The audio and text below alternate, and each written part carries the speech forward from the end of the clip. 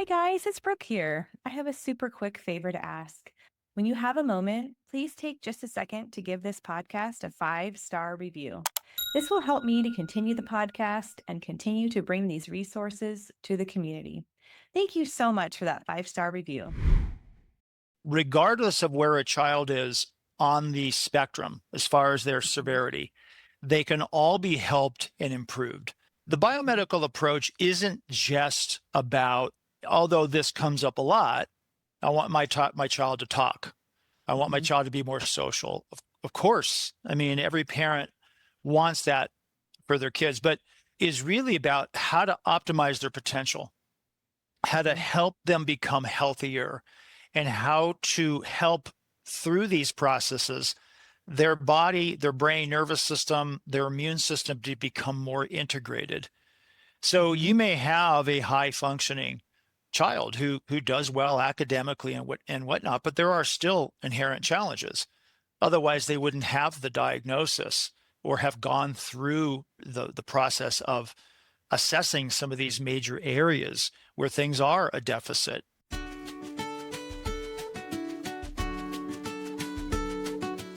All right. Well, I'm super excited about having this conversation today. And today we're going to be talking about biomedical treatments. And we're really going to gear the conversation towards families that have just received a diagnosis or that have heard about this type of treatment but don't know much about it and really want to learn more. And it's something that I've been hearing a lot lately. So I thought it'd be a great topic for our episode today. And I'm super excited to introduce you to our guest. And I'm going to go ahead and read his bio, Dr. Kurt Woeller. And Dr. Kurt is a doctor of osteopathic medicine and an integrative and functional medicine physician and biomedical autism treatment specialist in clinical practice for nearly 3 decades. And Dr. Woeller is the education director and main course developer for his Integrative Medicine Academy, an online academy for health professionals. He is also the Organic Acids Test, which is OAT, seminar creator and presenter for Mosaic Diagnostics Laboratory and Mosaic Edge seminars, and has been involved in monthly educational webinars for GPL, Mosaic, and other organizations for over a decade. In his private practice, Sunrise Functional Medicine focuses on specialized diagnostic testing and interventions for individuals with complex medical conditions like autism and other special needs. So welcome. Hey, thank you.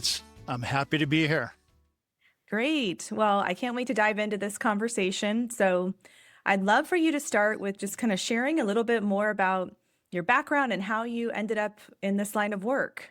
Well, you are in San Diego because we were just having that conversation, and you're in Encinitas, correct?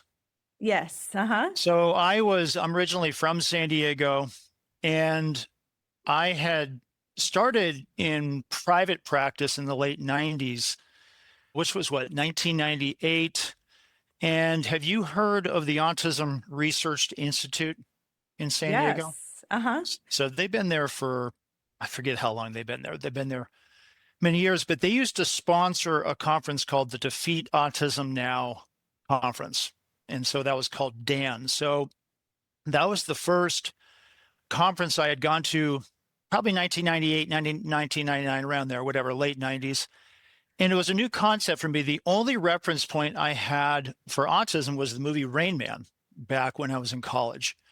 So I go to this conference, and it's all on this concept of biomedical intervention, which was the first time I've actually heard that terminology. And it was on nutrition. It was on gut problems. It was on immunology. It was on detoxification. I came away completely overwhelmed, but inspired, but really didn't think much would come of it. Within about a week or two, I started getting phone calls to my practice. Was I treating autism? My practice manager came up to me and said, are you working with autistic children? I said, I went to a conference. Well, it turned out the Autism Research Institute must have taken my name and probably other doctors who went to this conference. And there was a form we filled out. Would we be willing to become biomedical doctors? So I must have checked yes. And so we started getting inquiries, and probably within a month or so, I saw my first child, and that was my first introduction to this whole world of integrative medicine, what's called biomedical intervention for autism. And that's really what started things off. So it's been close to a 30-year journey from that standpoint. And we've learned a lot. We've helped hundreds, if not thousands, of kids throughout the United States and around the world. We continue to learn more. And so it's truly very important, transformative for many families, and in my opinion, absolutely necessary for families who aren't familiar with this medical approach to learn more about it. Mm-hmm. Oh, that's interesting. I haven't heard the Dan conference term in a long time. So you brought Yeah. back an old memory. Oh, I love that. That's great. Well, okay. So we have this term biomedical treatment. Let's talk about what that means for those of our listeners that have never heard of that before or may have heard of it but don't know what it means. Can you speak to sharing a Yeah. little bit more about that? And I'm not exactly sure where that term came from. I mean, that was used even back in that first conference I went to. I believe the first Dan conference was 1995. And people need to understand that that conference and that movement was started by parents, recognizing underlying physical, medical, biological problems in their children. But many of the people who started the Dan movement were doctors who were parents themselves of autistic children. So they were trying to figure things out. So the short of it is biomedical intervention is essentially integrative functional medicine for autism, where we are looking at underlying biochemical, biological imbalances, problems in the area that may be causing or contributing to some of the characteristics seen in autism. That could be language problems, that could be behavioral issues, that could be linked to self-stimulatory behavior. We know that there are many comorbid conditions in autism that are much more prevalent, let's say, in the autistic population than in a neurotypical population. So there's gut problems, there's increased allergies, asthma, headaches, seizure disorders. So all of these things have an underlying biological link to just the physiology and biochemistry of the body. So what we do is the diagnosis is important, but to understand that a neurodevelopmental disorder is not just something that's typically locked within the brain. There's usually a systemic physiological biochemical component to all of it. And so that's the area that we spend most of our time, is trying to look for those underlying problems, again, that is causing or contributing to this autistic condition. So there's a lot to it. There's a lot of layers to it. There's a lot to understand. And that's where I've spent the past 30 years of my career, is really trying to work these details out. And the therapies, the biomedical therapies, a lot of people probably hear about, whether it's dietary changes or various supplements or working on gut function, are critically important. So the gluten casein-free diet is one of those things that is a fundamental aspect, if you will, of biomedical intervention. But there are many other things that we can talk about as well. Absolutely. And then along the way, this MAPS training came around, right? So tell us a little bit more about what MAPS is and, how that came into the picture. So MAPS stands for Medical Academy of Pediatric and Special Needs. So I mentioned the DAN movement. So Defeat Autism Now. So I forget when the last Dan conference was. Through the Autism Research Institute, they were at one point, I don't know if they still are, but they were starting to catalog practitioners that came to Dan conferences to learn about some of the fundamental aspects of this biomedical intervention world. And, they had trainings and, similar things to what MAPS has now. Essentially, Dan went away. I don't remember exactly why, but Dan disappeared. And a few years later, the emergence of this MAPS conference started coming about. And it was spearheaded by a number of practitioners that felt, hey, we need to reinvigorate this discussion. And so we need to train more doctors. That could just be generalists, that could be pediatricians, that could be chiropractors, whoever wants to get into this field to be able to help, because we need help. So MAPS basically came out of the ashes of Dan, and it's now a fundamentally hugely popular conference. It's being run by a doctor by the name of Dr. Neuenschwinder, who's doing a fantastic job. There's probably more doctors and other healthcare practitioners that are coming to a MAPS conference now than ever before, and they have their own training. So they have different levels of training that a practitioner can go through, and you can get to different levels, and the highest level would be what's called a fellowship in MAPS. And then they have their own directory. So if people go to the MAPS, Medical Academy Pediatric Special Needs, it's called medmaps.org, they can actually look at a directory of practitioners who've been to at least one MAPS conference, if not more, and be, fairly comfortable, at least that practitioner has some basic idea of the concepts and principles that we're going to talk about in this interview. Okay, great. Oh, that's interesting. Okay. So now looking at with the MAPS idea, is there a protocol that all of the clients go through, or is that just more of like a holistic training and then, you customize your protocols for each individual? Great question. They actually have a training outline. So there's sort of like core lectures that you go through and need to understand some of the basics, like, well, what are the fundamentals of MAPS? What are the principles of gut problems in autism? What are some of the unique characteristics of nutritional imbalances seen in autism? What are some of the different diets? So some of those basic fundamental things are taught. And so a practitioner has access to that information online to just kind of get the foundations. And then each MAPS conference, they hold them twice a year, one on the East Coast, one on the West Coast. They'll have a different theme. So the one that just came about a month ago was on things related to the nervous system. The one coming up is going to be more related to genetics. They have some that are more like themed on the microbiome, or might be on methylation, imbalances. And so anytime you go to a MAPS conference as a new practitioner, you're going to get introduced to sort of lectures that are kind of fundamental and foundational, and then you're going to get more specialized lectures. What I did many years ago when I first started in this world of integrative functional medicine, we'll call it biomedical intervention, I kind of framed my own sort of a way that I approached individuals on the autism spectrum with regards to this biomedical understanding and what I call the 4 pillars. And the 4 pillars is understanding that diet is critically important for all of us. It's not just unique to autism, it's important for all of us, but it's massively important for individuals on the autism spectrum. From that also is another pillar of foundational nutrients and supplementation.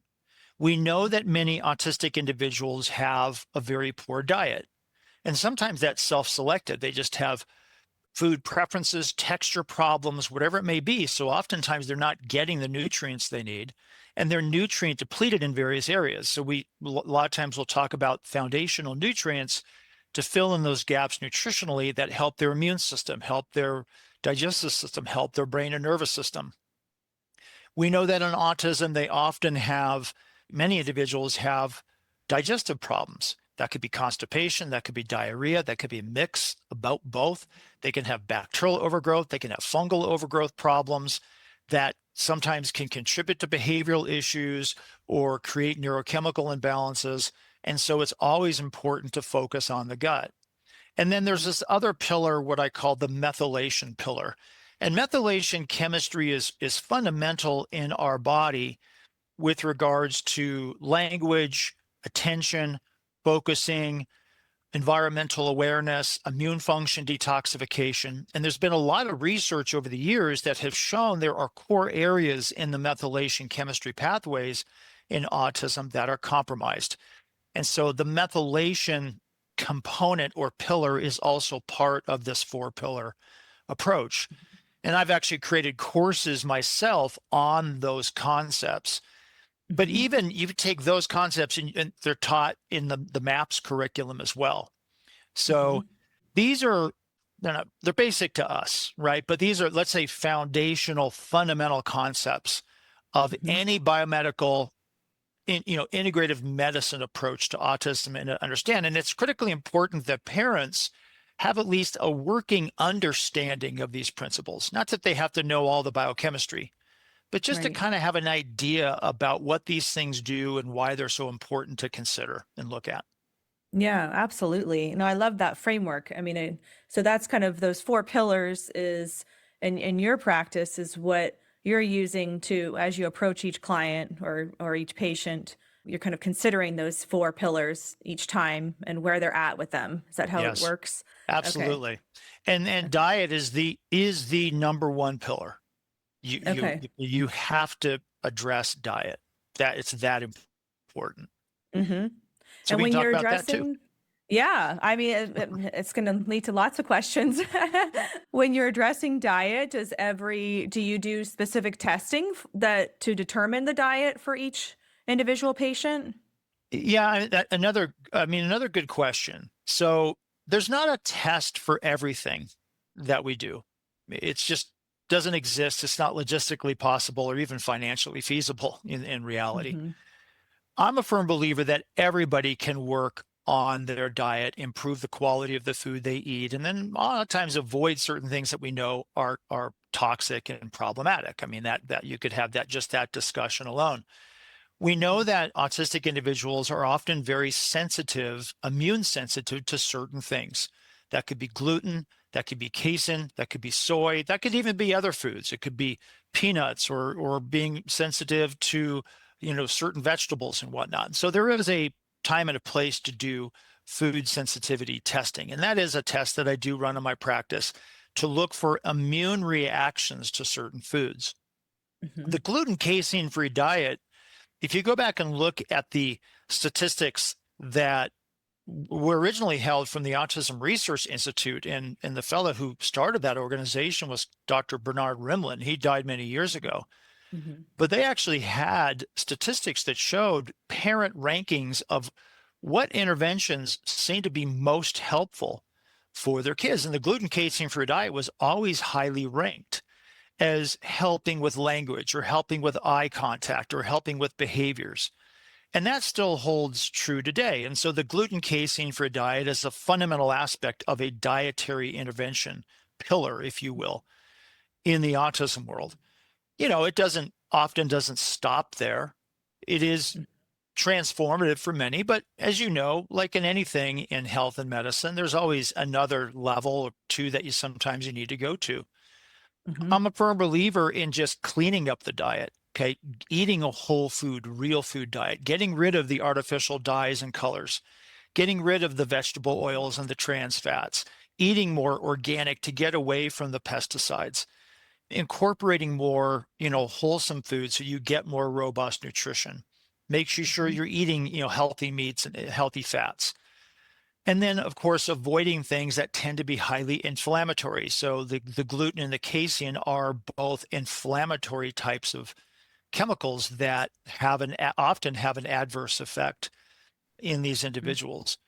And real quickly, because I know we want to talk about some other things, but this is Yeah. really important for people to understand when it comes to gluten and casein, just those two proteins, Mm-hmm. is they not only can drive and trigger inflammation, that is inflammation in the digestive system, but they can also cause inflammation in the brain.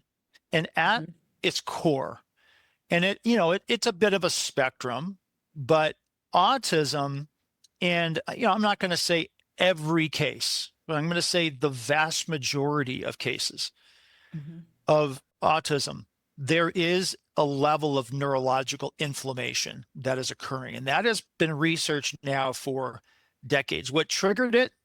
Okay, that's a separate discussion. But Mm-hmm.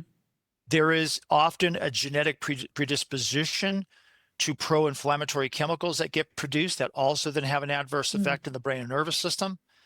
And gluten and casein are a major trigger of those different immune pathways. There's Mm-hmm. another aspect of gluten casein that's important to understand, in that the protein structure of those proteins have a characteristic to them that makes them appear or react like an opiate. So we have Mm-hmm. opiate receptors in our brain and nervous system. So, when people take an opiate drug, right, they have a decreased pain response, for example. Well, these opiate peptides interact with those same receptors. And what we've often seen in autism is that it can skew or alter their pain reception or perception. Mhm. So I've had kids who actually don't respond to pain like a neurotypical individual would. They often have constipation. If you think about the side effects of opiate medications, they can lead to constipation. Well, sometimes the consumption of gluten and casein can cause a constipation, a bowel that is resistant in its peristaltic activity. Many of these kids also become quite addicted to those types of foods. And parents will often see that. They'll say, my Mhm. child used to have a pretty good diet. Now all they want is dairy and wheat. Mhm. Okay. So there is a immune inflammatory component, and then there is this peptide chemical component that has its own chemical influences. So the gluten casein-free diet isn't just about removing those foods because they cause inflammation. It's removing those foods because they have a adverse drug-like effect in the brain and nervous system too. Right. And how do you have recommendations for families that are going through that process of elimination? Are there techniques or tips that you give to help with that process? Because I imagine if these kids are such a limited diet, how challenging that can be. It is challenging for sure. So what I often say is start with the dairy component first. Generally, dairy is easy to recognize. In my practice, I would say probably 70% of the kids, and I say kids, but that could also mean teenagers and adults on the spectrum too. Hmm. But a good 70% tend to be very strong dairy reactors, meaning the dairy really triggers problems. That's not to say that the gluten doesn't. It's just a higher percentage of the dairy. But dairy is usually easier to recognize, right? Hmm. It's milk, it's ice cream, it's cheese. So start there, and it might be 2, 3 weeks to kind of get it out of the diet. The gluten takes a little more time. So it's often Hmm. hidden in ingredients. It takes some learning to figure it out. I mean, so that might take a couple weeks, maybe a month or so to get comfortable doing that. The Hmm. fortunate thing we have now is there's plenty of resources, plenty of books, plenty of websites that can help people with this. In fact, through my own podcast, I recently just interviewed a good friend and colleague by the name of Julie Matthews. And Hmm. Julie has a master's in nutrition, and she recently just wrote a book on autism intervention with regards to diet. So Hmm. if people actually go to my podcast website, which is Functional Medicine Doc Talk, her episode's not quite up at the time of this recording, but they can Hmm. access her website and access her book. So her name is Julie Matthews. The Personal Autism Nutrition Guide is a Great. very important book for people to have, but there's a lot of websites out there right now that have other Hmm. details on that. But I would say really just kind of right from the beginning, okay, focus on dairy, then get the gluten out, be patient. Might take a couple weeks, might take 3 weeks, might take 4 weeks. Just keep moving forward. Hmm. It doesn't all have to happen in a weekend. Yeah, definitely. Okay. So I definitely want to talk about the other treatments that you recommend. But before we get to that, let's talk about families that are getting a new diagnosis. Is it your recommendation that every family that has an autism diagnosis seek this type of treatment? Or are there other things that to look for? I had this conversation with a new mom recently, and she said her son's really healthy. He's just got diagnosed, and she heard about it in another episode of my podcast about this idea. And I said, yeah, I'm going to actually have this conversation, so you'll be able to learn more. And I shared your podcast with her too. But she's like, my son doesn't have a lot of, bowel movement issues. He's pretty healthy. He's on, he has more abilities. He's on the higher end, things. And so I said, well, let's keep it on the table. Let's get the interventions going, and then let's learn more about it. So for somebody like that, what do you recommend? Well, I'm going to be biased. I mean, It's okay. yeah, 100%. I Okay. 100% am fully confident that regardless of where a child is on the spectrum, as far as their severity, they can all be helped and improved.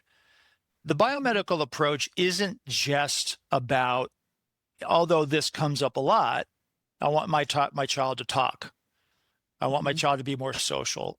Of course. I mean, every parent wants that for their kids, but it is really about how to optimize their potential, how to Mhm. help them become healthier, and how to help through these processes their body, their brain, nervous system, their immune system to become more integrated. So you Mhm. may have a high functioning child who does well academically and whatnot, but there are still inherent challenges. Otherwise, they wouldn't have the diagnosis or have gone through the process of assessing some of these major areas where things are a deficit. Okay, whether that is socialization, whether that is behavioral issues, whether that is language. And so Mhm. it's about optimizing potential and trying to, figure out, what's going to lead to that. It's not the same thing for everybody. Right. And yeah, admittingly, you may see more profound changes in a profoundly autistic individual when you start Mhm. implementing some of these types of strategies. But that doesn't mean that you can also help another child who might be more high functioning to just, function at an even higher level. You might have a Mhm. child that there may not be really any changes in their core autistic characteristics. But let's say that particular child you mentioned doesn't, but there are kids who have gut problems, who have allergies, who get sick all the time, who have Mhm. headaches, who don't feel well. Right. And those kids deserve treatment too. They Mhm. deserve to be assessed. I remember years ago, I've had this experience where kids have gone to their pediatricians and they have they've got gut problems, they have allergies, they have, nutritional deficiencies and whatever. But the child doesn't have an autism diagnosis. And there's all kinds of lab tests that are done. Well, maybe there's an infection, or maybe there's allergies, or let's look at this blood test. And the doctor tries to do something medically because they've got underlying medical problems. Take that Mhm. same child and put an autism diagnosis, and it's like the blinders are on. All of a sudden, it's like, well, that's just part of autism. Mhm. And I'm like, well, that's not part of autism. There's nothing in the autistic criteria for getting a diagnosis that they have chronic diarrhea, or Right. that they have asthma, or they have eczema, or they have allergies. So why are we not helping these kids to just be better, healthier individuals? It's never made sense to me, but I basically it's what I call kind of being blinded by the diagnosis, and the medical Mhm. profession at large is blinded to it. They don't recognize, or they fail to recognize, these underlying problems, because the minute they see the autism diagnosis, they assume everything happening is linked to their autism. And Mhm. that's been a battle we have been fighting against in the Dan world and now in the MAPS world now for decades. Mhm. Oh, that's such a good point. I think that's a whole nother long conversation about our medical Yes. practice and field that needs some work and some enhancements. They made me think of my daughter. When she was two, when she was from 1 to 2, she was sick chronically, had a cold, didn't stop. They kept giving her antibiotics, kept giving her antibiotics. She's neurotypical, and the doctor's like, it's just us age, it's fine. And then when she turned 2, she ended up getting diagnosed with Guillain-Barré syndrome. Oh my And gosh. and she became paralyzed from the waist down. Like she couldn't sit up in bed. That's how far it got in 2 weeks. And it was extremely terrifying, of course. And luckily she's fine. But, it just made me think of, I've had a lot of different opinions on it. And some doctors feeling like it could have been from vaccines, it could have been from the cold, like we'll never know. But just in general, understanding better what could we have done better for her in that whole year of being sick, because she was just chronically sick with congestion for a full year. And, the answer was just antibiotics one after the other. And, that just did not help. It actually probably made it worse. Well, I'm glad to hear So she's doing better now. yes, yes, I'm grateful for that. And yes, it was quite the journey to go through. But so in terms of, other kinds of symptoms, what types of things do you commonly see? You mentioned, gut issues and bowel issues, behavior issues. Are there any other symptoms that you commonly see, kind of parents coming in and having concerns about? This show is brought to you by Therapeutic Approach to Growth. Therapeutic Approach to Growth helps families with relationship and behavioral needs. Their holistic programs are individualized to honor and respect each family and their autistic son or daughter's sense of self through programs such as relationship development intervention, naturalistic ABA, and animal-assisted services. If you're finding yourself frustrated or discouraged with your current behavioral programs and would like to see more long-term meaningful growth for you and your family, then contact TAG today at www.tag4growth, that's TAGFORGROWTH.com, to learn more about how to schedule a consultation or how they can offer you the help your family needs, whether in person, remotely, or in a school setting. Again, that's www.tag4growth.com. Yeah, I mean, they get wrapped up a lot in those core, autism characteristics of lack of language, stereotypical behavior, socialization, anxiety types of problems. Sometimes, to be honest with you, it's difficult to, and I can see where it's difficult for a new practitioner to try to figure out and decipher, because most of these kids have no language, so they can't express to you how they feel. So they express how they feel by outward behaviors. That could be self-stimulatory behavior, that might be anxiety, that might be self-injurious behavior, that might be aggression. And if the regular medical profession looks at that and thinks, well, that's just autism, they're oftentimes miss underlying problems. I'll give you a couple examples. I don't know the exact percentage, but we know that, and even the Centers for Disease Control acknowledges that a higher percentage of autistic individuals have gut problems compared to neurotypical individuals, food sensitivity issues as well. Well, in some kids, those gut problems can manifest to the level of an inflammatory bowel condition. And I've had kids in my practice who have severe self-injurious behavior. In fact, I had one child who was so severe that he would have these huge lacerations on his scalp from headbanging. In fact, he would actually put holes in the wall. It got to the point where the mom actually had to put a rubber helmet on his head because he would also hit himself. And he had shoulder pads, he had wore gloves, and he was bruised all over. And there was a behavior that he would do that preceded these behavioral outrages at time, where he would leverage himself over the edge of a piece of furniture. And I've seen this happen where kids leverage themselves over a chair of an arm of a chair, or the edge of a table, or the couch. And some people interpret it as like, oh, they're just being playful. But it's not a playful thing. It's often the fact that they're having bowel problems and bowel pain.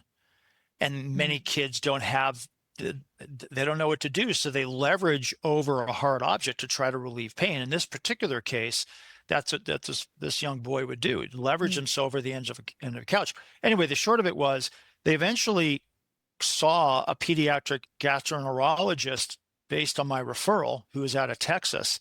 He had severe inflammatory bowel disease, but he couldn't talk. He couldn't express. He couldn't tell his mom, hey, my gut hurts, my tummy hurts. And I've seen that more times than I care to, even acknowledge. And so there can be serious underlying problems that if it's just assumed that it's just autism behavior, these kids don't get the medical treatment they need. I've seen these same kinds of things manifest with food sensitivities. I've seen these same kind of things manifest with gut problems related to infections. It's known in autism that these kids have microbiome problems. That's not unique to them, but is a big problem in the autism world, and that there is often an overgrowth of either certain fungal organisms like Candida or certain bacteria that produce different organic compounds that not only affect the gut, but also affect the brain and nervous system. So a couple quick examples. Mhm. Candida, we all have some candida in our digestive system. It's a normal backdrop of our microbiome. Okay, we all have it, but if we have a robust, healthy microbiome, all the other bacteria keep it in check, and our immune system keeps it in check, it's not a problem. But when we have a imbalanced digestive system, whether it's coming from foods we're eating or chemicals we're being exposed to or chronic use of antibiotics, all of a sudden the bacteria and the fungus become out of balance. And these candida, which are fungal organisms, produce a wide variety of chemicals. And these chemicals can cause nutrient imbalances.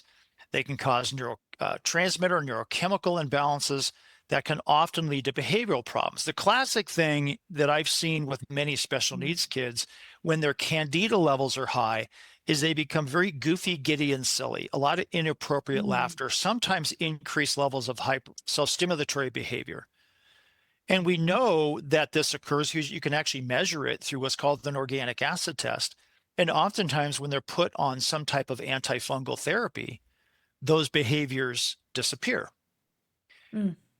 On the other side of that is the prevalence of Clostridia infections. Now, the people often hear of Clostridium difficile, which can cause severe inflammatory bowel disease. But there's many other types of Clostridium bacteria, and there's different strains of Clostridium difficile that are known to produce different compounds in the digestive system. In this particular case, some of these Clostridium bacteria produce some chemical toxins that are specifically toxic to the brain and nervous system. They can interfere with synapse function. The synapse function in the brain becomes compromised. We're getting lack of communication between areas in the brain. They can also interfere with neurotransmitter metabolism, specifically of a chemical called dopamine. And when we have too much dopamine in the brain, it becomes a toxin. It causes hyperstimulation. And in some individuals, it can contribute to aggression and self-injury behavior. There's other aspects to it as well that are highly problematic. So what are we looking at, right? If we're looking at some of these core autistic characteristics, is it just intrinsic to the condition, or are they being caused or exacerbated by other underlying imbalances?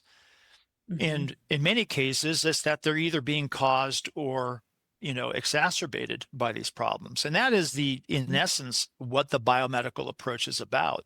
Isn't just to sit on the sidelines and say, well, that's just autism. It's like, no, what can we do about this? What do we understand? Let's start looking. Let's start, what's the turning the rocks over? Well, I forget how what that scenario is, the example. And you start looking at areas where there might be problems. And if you find imbalances, you try to treat it.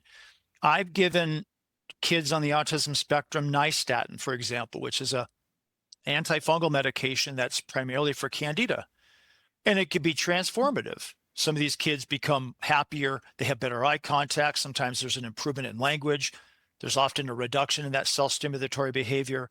And I'm not claiming nystatin is a treatment for autism. It's not.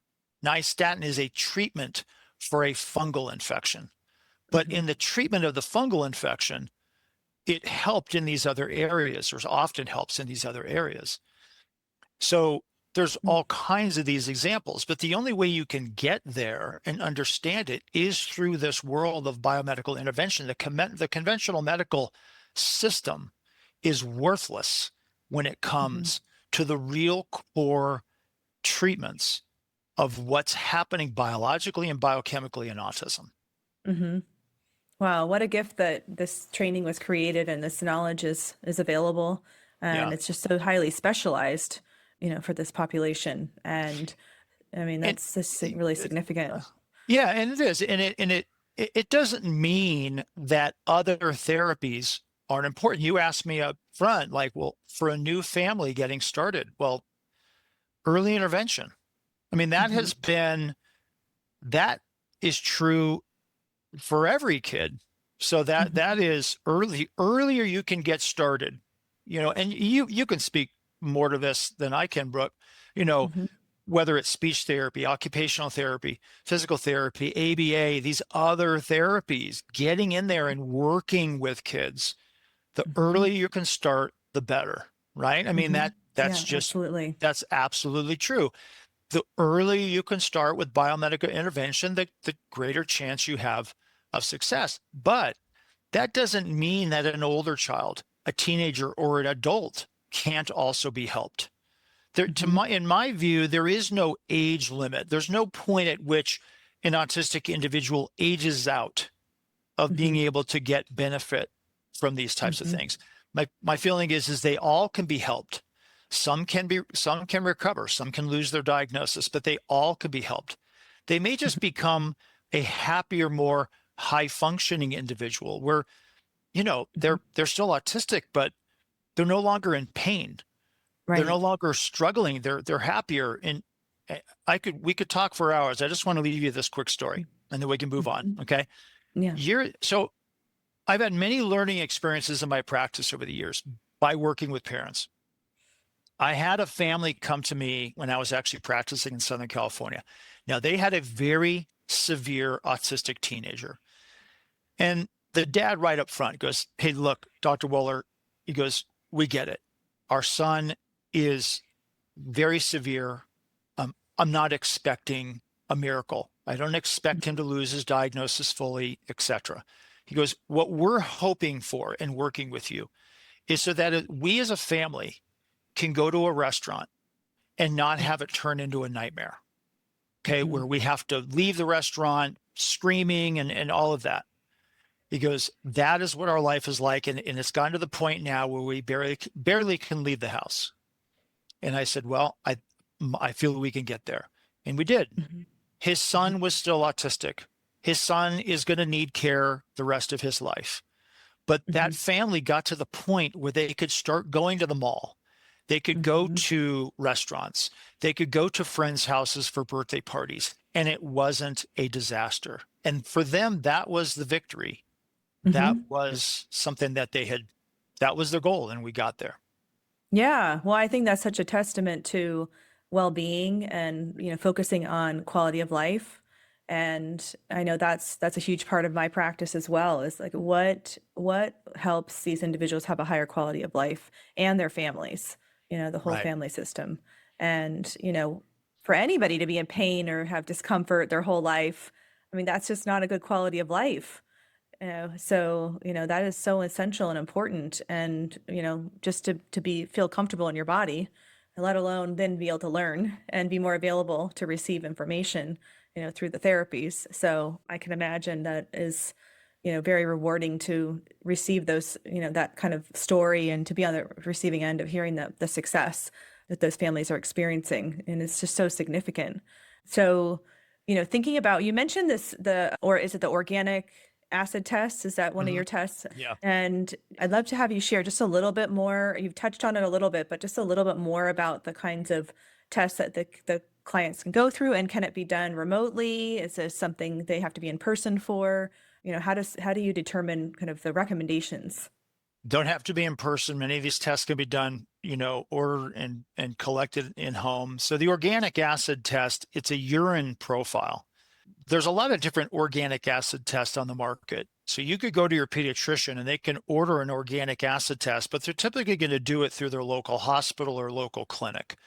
Most of the markers on the conventional organic acid test are really specific for what are called inborn errors of metabolism, very rare genetic diseases in children. So important information, but not often relevant. So the organic acid test that I do, and that I first learned about way back in that first DAN conference in 1998, came from a lab called Great Plains Laboratory. I'd heard a lecture from a Dr. William Shaw. Dr. Shaw had actually worked for the CDC and then was now working, or had worked also from there, at a children's hospital in the Kansas City area. And he's got his own story about how he figures some of this stuff out. But the bottom line was he developed his own organic acid test that, in addition to those inborn errors of metabolism, started looking at other biochemical imbalances and looking at certain markers that he discovered had relevance with regards to fungal overgrowth and bacterial toxins. So these were chemicals unique to his test. And that was the first test that I did. Great Plains Lab, and I've lectured for them. I've created, organic acid test training seminars for them over the years. They were purchased by another lab called Mosaic, so they're now called Mosaic Diagnostics. But the organic acid test is a critical test to have done. It's a lot of information. It's broken down into different categories. It not only looks at fungal and bacterial compounds, it looks at mitochondrial imbalances, it looks at certain neurotransmitter imbalances, nutritional imbalances. So it's a pretty comprehensive test. And that is a major go-to in my practice. It's urine, so it can be collected at home, and it has a lot of information. It can get complemented by other tests. You mentioned food sensitivity testing, and that is something that I will often do. If we've got a child that has a lot of gut problems, let's say they've got chronic diarrhea, chronic constipation, or a lot of food sensitivities, it can be complemented by doing what's called a comprehensive digestive stool analysis. Sometimes we pick up on parasites, for example, that have been lingering in the gut for months, if not years. In some cases, there might be markers of inflammation, for example. And then there are other tests, of course, that can be done, as you start to progress through the different methods within this realm of medicine. But in my view, I often tell doctors that nobody gets out of my practice without running an organic acid test. If parents out there if they can only do one test, that's all they can afford, then get started, it would be the organic acids test from Mosaic Diagnostics as a place to start. Okay. And then do you do follow-up tests? Is that how you monitor the progress? Yeah. Depends on what shows up. If the first organic acid test looks pretty clean, it's not like you have to run one again in a couple months. Often there are some markers of imbalance that need to be reassessed, maybe 60 to 90 days later. So there's always a point of reassessing lab tests, depending on what those lab tests showed. If you get a lab test that's totally normal, then usually you're not rerunning it, at some point. There are certain lab tests that need to be rerun. There's different levels to testing. So one of the things that I always start with, if I think about a grouping of tests for most kids, let's just say teenagers, adults too. Okay, so just to kind of think about it, I like the organic acid test. I do like doing a food sensitivity test, what's called a food IgG profile, just to look to see if we've got other foods, for example, that might be triggering inflammation. A comprehensive digestive stool test could complement that. And then I'll have to do a hair analysis. So a lot of people don't know about hair testing. And the reason I do that, it's a fairly easy test to get. You basically snip some hair off the child's scalp, or the parents do that. And it gives an idea of heavy metal exposure. So, and it also gives an idea of certain mineral imbalances. I've actually had some experiences in my practice with kids that have a lot of anxiety, a lot of behavioral problems, where they'll actually have certain mineral deficiencies like lithium, interestingly. So lithium is one of these minerals that we need to help with brain stability. And a lack of lithium often leads to behavioral problems. So that is one of those tests. Yeah, there are others. I mean, we could have entire lectures, entire interviews on certain lab testing. I do certain genomic testing where we look at genetic variants that have, functional biochemical imbalances within the body in autistic individuals that, so that tends to get more sophisticated. We look at mold and mycotoxin exposures. We can look at chemical exposures as well. Some of this comes about just by getting a history. So not everybody lives in the same environment. So not everybody's exposed to the same amount of things. So a lot of this comes down to working with a family. What is unique about them? What's unique about their environment? What's unique about their child or their loved one? And sort of figuring things out from there. But I could tell you right up front, if it's never been done, the first thing on my menu list of testing is the organic acid test for sure. Okay. No, that's great. That's very comprehensive. And you just, like you said, just keep turning those stones over until Right. Yes. get to the bottom of what's going on. Okay. Now, very curious to hear your thoughts on vaccines. I definitely have clients that I've seen over the years that have a regression story And so I know, I believe them 100% because I know them and I hear their story and it's profound. I have a lot of clients that don't have a regression story after vaccines, but just curious your thoughts on that. I get that question a lot in the field. I'm sure you do too, on, your take on vaccines and if there's anything else we can do in our I think that society. I think the thing about the vaccine, it's not treating them all the same.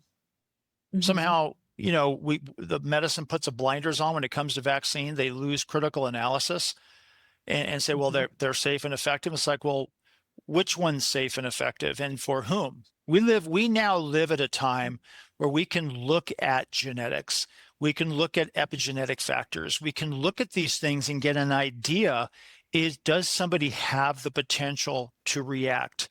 Does somebody have the potential to have already an immune system that's more weighted towards inflammation? I just mentioned earlier that a lot of the studies going back decades have shown that autistic individuals often have high levels of pro-inflammatory immune chemicals. Well, when you look at things from a genetic standpoint, they also, many of them, have the genetics that will lead to that pattern as well. Mm-hmm. And what do vaccines do? They trigger the immune system. Okay. Hmm. And one of the triggering aspects of the immune system is to trigger inflammation. And of course, not everybody reacts the same. And no two vaccines are exactly the same, but somehow they get treated that way. If you actually mention this concept about antibiotics, most people will go, of course. Not every antibiotic is appropriate. There's a lot of different antibiotics. There's known allergies and adverse reactions to antibiotics. Not all antibiotics are safe and effective. They're used selectively. So it really gets down to a particular vaccine and what it's being used for, in what circumstance, and what's the research behind that. Hmm. We do know that they are a trigger for inflammation and immune reactivity. How effective they are, how they stimulate things, that's, the underlying mechanisms of action have been studied. We do know that there's adverse reactions. All you have to do is open up any vaccine insert package and look at the vaccine reaction list. Hmm. Okay, because the companies that did the studies found those reactions occurred, whether it's transverse myelitis, whether it's encephalitis, whether it was reactive arthritis, whether it was eczema. I mean, they're all a little bit different. Many of these vaccines have adjuvants. So aluminum is an adjuvant in vaccines that is highly immune stimulatory and problematic. Not all of them have aluminum, but some of the other ones are viral based and whatever. What I'm kind of getting at is that we're living at a time now where we have more nuanced types of tools to be able to look for underlying patterns of potential Hmm. problems. So Hmm. in my practice, and this is just loose statistics, I don't have any hard and fast statistics on this, but this has just been my impression over the past 30 years, Hmm. is that about a third of the kids that I have seen and the parents that I've talked to throughout the United States and elsewhere, they're, at least from what the parents report and what they observed, was a dramatic regression coming Hmm. shortly after a series of injections. A lot of times it was the MMR, could have been the MMR vaccine in combination with other things. So usually 12 months, 15 or 18 months. And the complete loss of function, or I should say regression quickly, sometimes happens within days. Hmm. The quickest onset that I have, well, there's been many cases over the years. I don't want to go on too long. Okay. But let's just say a very strong response, about 30%. Another 30%, it's there is a regression pattern that took place, but it came about over a number of months. Hmm. Okay, so can you completely blame the vaccine or a series of vaccine? Pretty difficult to do, but there was a shift. And these were kids that were developing. These were kids that had language, they had eye contact, and then they lose it. Hmm. Okay, so in my estimation, is that about 2/3 of the kids that I've seen over these past many decades, in my mind, is either directly linked or somewhat linked to a Hmm. vaccine reaction somewhere. And then a third, okay, difficult to say.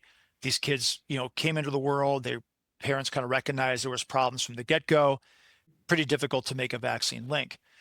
One of the things I want to mention is that I believe where we are in this discussion, and this discussion needs to be had, is to start looking at kids and vaccines as a risk factor.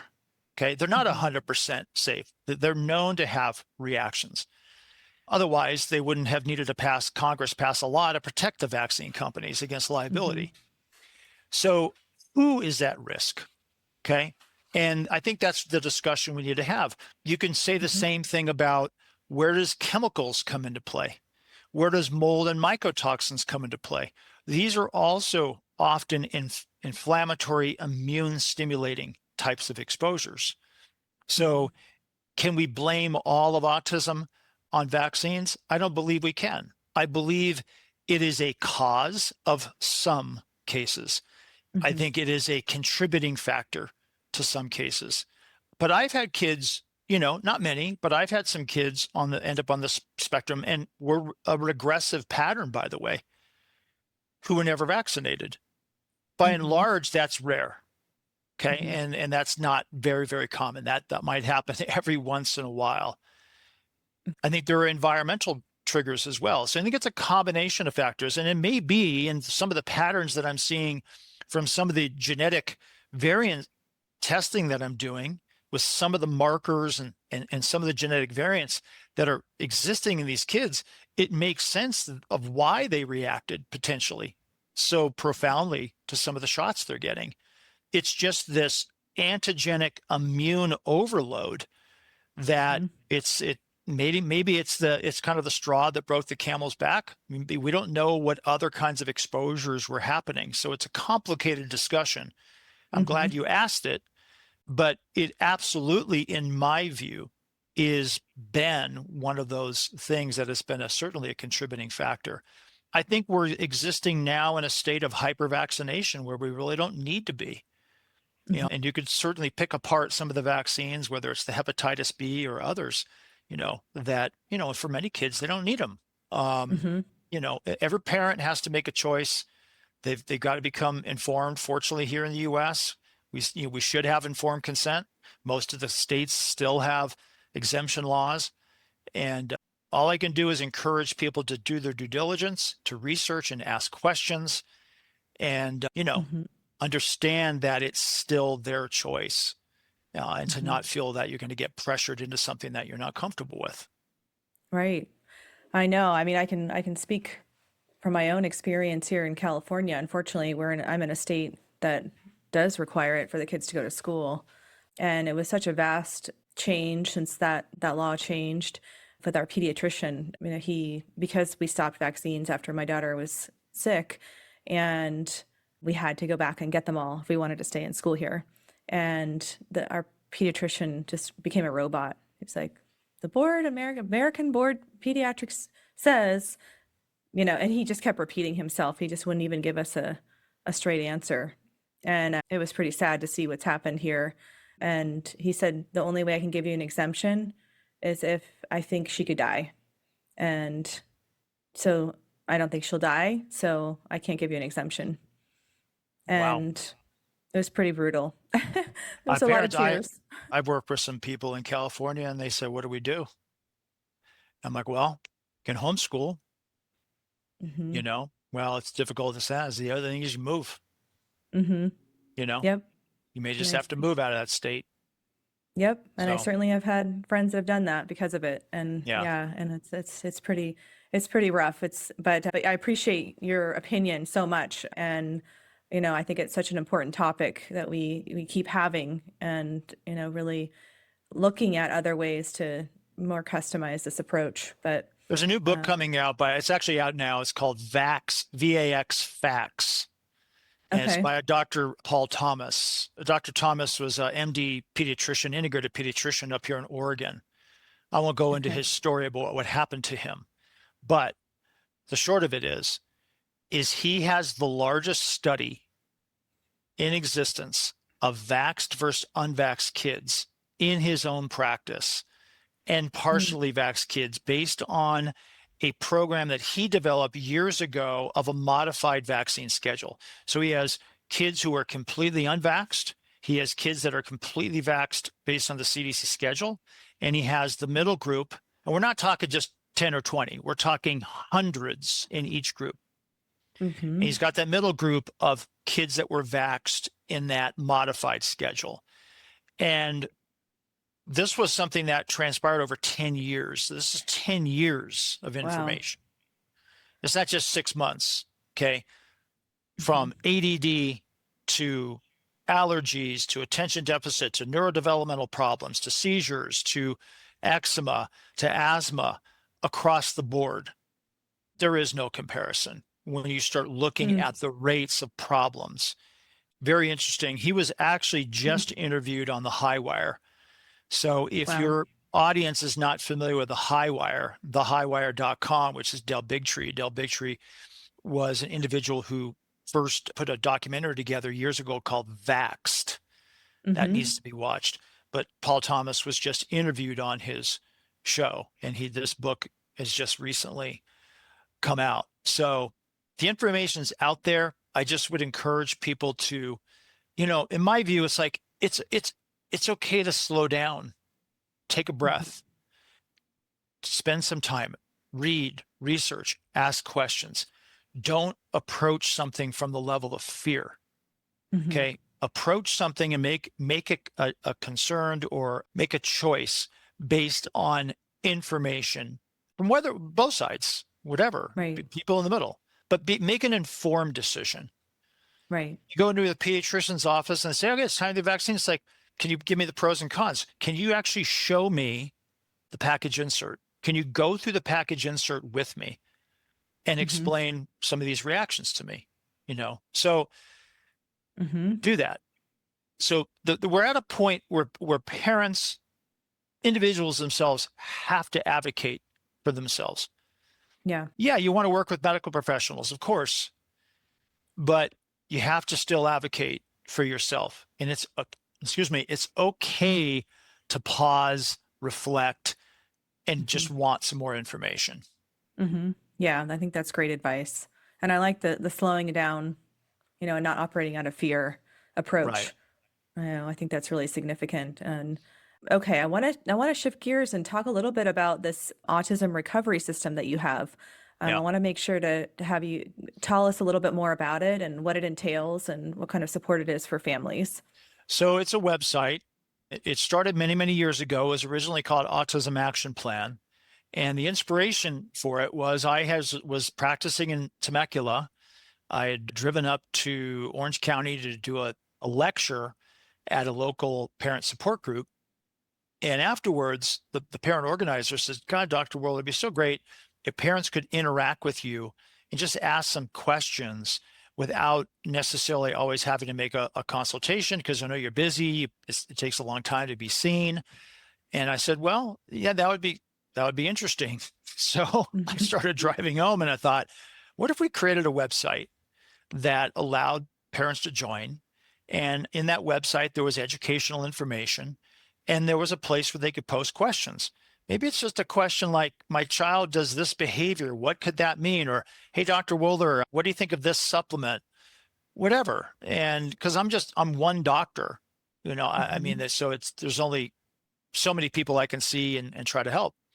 So we launched that website, and it eventually became Autism Recovery System, just updated. And we do need to, constantly working on things, but that's what it is. And as time has gone on, I mean, I have parents from all over the world who are part of the website. Some of them become patients in my practice. Some of them are working with other doctors, and there's nothing wrong with what their doctors are doing. It's just sometimes it's hard to get a hold of them. And they might just ask, it might be on the weekend and their child is having a behavior and they can send me a message. It comes to me through the website. And again, it might just be my child's doing this, or they're not sleeping, or what are some other treatments that might work, or what are some lab testing? And people are just trying to reach out, for help and support. And so I have a lot of people around the world who use it, because the reality is they have nobody in their country who can help them. So it's an educational resource website. I actually have an entire course on biomedical intervention in that website. There's videos, there's articles, and then there's the very popular private forum. where people can just post questions to me on a daily basis. And I try to be as responsive as I can, trying to get things answered that same day. Hmm. And, again, some of these are parents that are in my practice who use that site to just give me updates. Again, it could Hmm. be a Friday night or a Saturday and they have a question. They know the practice is closed. Or it could just be a family across country or a family in another country it's just a resource. It's having a Yeah. lifeline, so to speak. So that's what the Autism Recovery System website is. It's a membership site for parents and caregivers with kids or loved ones on the spectrum. Oh, I love it. That's such a unique service that you're offering. And I think that for families that are dealing with this, I'm sure they appreciate that opportunity so much to be able to access, those quick questions or updates and in Yeah. addition to the support. And so in addition to that, then you also are seeing clients or patients through your practice, more through the consult and the testing and everything that we talked about. So they could do both or they could do one or the other. Right. Yeah. So I have people that sometimes they'll join the Autism Recovery System site. They'll kind of they'll use it for a while, and then they say, you know what, I actually really want to just directly consult with you, and so Hmm. they contact my practice and do that. And then I have others who, they've been using the recovery system website for years. They reach out to me every once in a while for my opinion or something, or they read a news article and they just want my opinion, and I never actually see them as patients. And then I have people come to me through the other direction. They hear about me from a referral, and or they saw one of my videos online, they come through my practice, and part of our practice we say, hey, as a continual way to communicate with Dr. Woeller, you can join this website. And they go, oh, that's great. Because now they know Yeah. they can send me a message, 7 days a week, as opposed to always just having to wait Hmm. for the practice email to be open. Right. That's significant, especially when you're dealing with such important things and you're trying new things and trying to monitor the responses and Right. these behaviors. It's And a tricky. lot and a lot of times it's just that. It's just parents reaching out with a question. I'm not Hmm. if they're not part of my practice, I'm not acting as their primary care doctor. I'm just Right. giving either suggestions, or they might, again, some people will send me a link to an article. And they say, what can you tell Hmm. me about this? And I go, oh, that does this or that does that. So it Hmm. just does, sometimes it's just having a sounding board of Hmm. somebody who'll reply is helpful. Right. Absolutely. I'm excited to let my clients know about that because was not aware of it before. Okay. Well, let's wrap up with some final recommendations. I think if you've kind of spoken to those new families out there already so far, if there's anything else that we didn't cover or, any other final, pieces that you wanted to share, that would be great. I mean, I have a lot of educational material online that I have put out there for years. So you can easily look up Dr. Woeller on YouTube, on Vimeo. We have our own YouTube channel through our own practice at Sunrise Functional Medicine. There's the Autism Recovery System website as well. So, I mean, just Google my name and you'll access many of the different resources I have. I think the biggest thing is I want parents to understand is to be hopeful and know that there is help, Hmm. that your child, your loved one can improve. No one can guarantee a cure or absolute recovery, but we all know that these individuals can be helped and improve in their overall quality of life and function.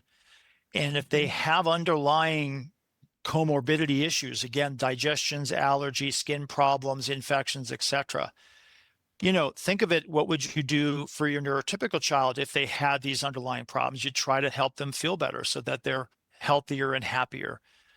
So Hmm. be hopeful, understand that there is a lot of people out there, there's a lot of organizations out there, a lot of information out there that can be very supportive of you and transformative. My recommendation is also avoid the naysayers. Okay. If you have somebody that's guaranteeing a cure, I'd avoid them too. Okay. But if you're Hmm. also having somebody that, a medical professional saying there's nothing that can be done, okay, these diets, these other approaches have no scientific validity. My personal opinion is I personally would avoid those individuals as well. Hmm. Become empowered through self education. The more Hmm. that you learn as a parent of different ways and different perspectives, the more empowered you become. And you can make more informed choices. There's a lot of voices out there in this space.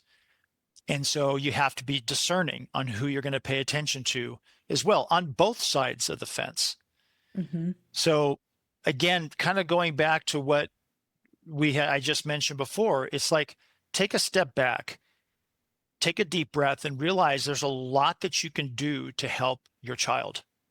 Mm-hmm. And by stepping into this biomedical intervention world, there's a lot that can be done. Every child is a little bit different. Not everybody reacts and responds the exact same way. They're all unique individuals. In reality, what we're working with is a population of people who they're sort of bio-individuals, right? They can react and respond to maybe different things differently. Okay, there's no one treatment that's 100% effective 100% of the time. But by and large, if I look back over these past 30 years of my experiences, a good 80% of individuals with autism, okay, whether it's mild, moderate, or severe, have achieved success and gotten positive effects through these fundamental aspects of diet, foundational supplements, gut support, those 4 pillars that I was talking about. Mm-hmm. There's always another step or 2 or 3 sometimes that you may need to go. I've also found that the biomedical approach complements, Brooke, what you do. Okay. Mm-hmm. So it's not exclusive. It's not only biomed and nothing else. It's not ABA and nothing else. It's a combination of these things. These things have a synergistic influence that Mm-hmm. are critically helpful to help move that individual along. So with that, I just encourage people to be hopeful and realize that autism is treatable, within this realm. That's fantastic. I love it. I'm so glad you mentioned that idea of having hope. That's, really what I wanted to do with this podcast and why I called it Finding Hope on the Spectrum. And that's, my mission. And so I'm so grateful that you ended with that, because I think that's so important. And, I think that keeps families going and, keeps them on this path of healing. And, I think it's incredible work that you're doing. And I'm grateful that you were able to be on today and I was able to learn, and I can't wait to share this with our community. That's So great. thank you. It's been my pleasure. Thank you. Wonderful. Thank you so much. Have a great day. I'm dancing on the edge again. The wind is calling my name. I'm dancing on the edge again. This time I'm not looking back, babe. You can change me, you can tell me down. I'll leave echoes in every place I find. I break the molds with rebels mind. I'm a hurricane of free, born mind. The information provided on this podcast is for general informational purposes only. The content shared is based on the experiences, opinions, and perspectives of the hosts and their guests and should not be construed as medical advice, diagnosis, or treatment recommendations. The discussions and topics covered are intended to foster understanding and awareness of autism therapies, but are not a substitute for professional medical guidance. Before making any decisions regarding therapies or treatments, we strongly encourage you to consult with a qualified healthcare provider who can provide personalized recommendations based on your unique circumstances.